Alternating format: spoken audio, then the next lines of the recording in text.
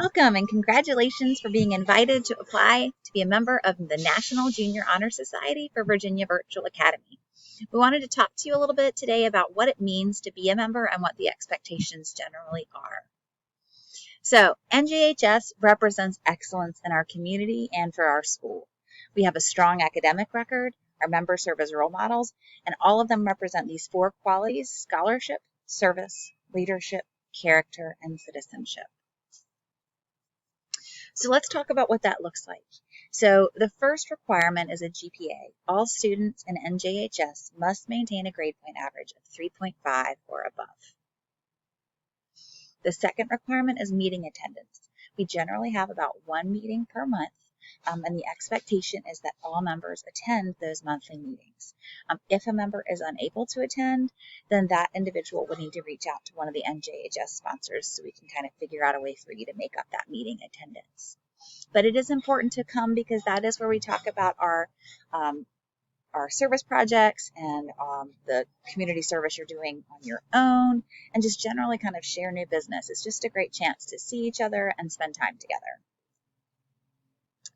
So that leads me to the next question, service hours. So we do require all students to submit 5 service hours per semester.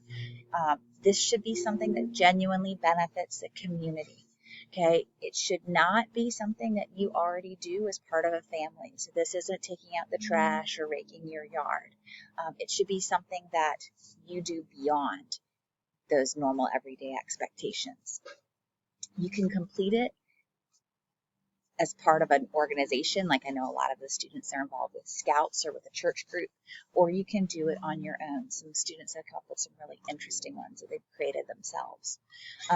You will submit those service hours through a Google form, and you'll also submit a slide showing what you did. And one of our meetings every year is two of our meetings every year are just the opportunity for students to share. And it's really interesting and exciting, just heartwarming to see all the good you guys are doing in the community. If you have mobility or transportation issues and you find in-person community service to be a difficulty, reach out to us and we can share some suggested activities. So here are some excellent projects from past members. We've had students who break the yard for an elderly neighbor, or I know one time it was a neighbor whose spouse was deployed. We've had students who collect trash at a local park. We've had several create hygiene kits with toothpaste and toothbrushes and all of that to be distributed at homeless shelters.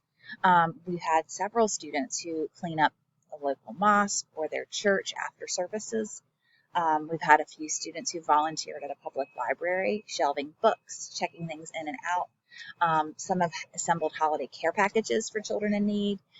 You can volunteer with a local athletic organization or dance program. I know some students who are already involved with that will then donate their hours by, fostering some other activity for younger members.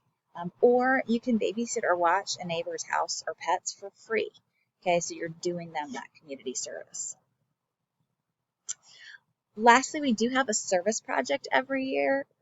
In the fall, we have one, and then in the spring, we have a separate one. And the expectation is that everyone participates. These can sometimes be as simple as making cards to send to nursing homes. Other times, it can be, we did Beautify Your Community last year, where students each just did something in their own area to beautify the community. So cleaning trash or planting flowers at a neighbor's yard or that type of thing. So we look forward to seeing your application. If you have any questions, you're always welcome to reach out to one of the sponsors. And we hope to see some excellent things coming from you guys. Have a great one.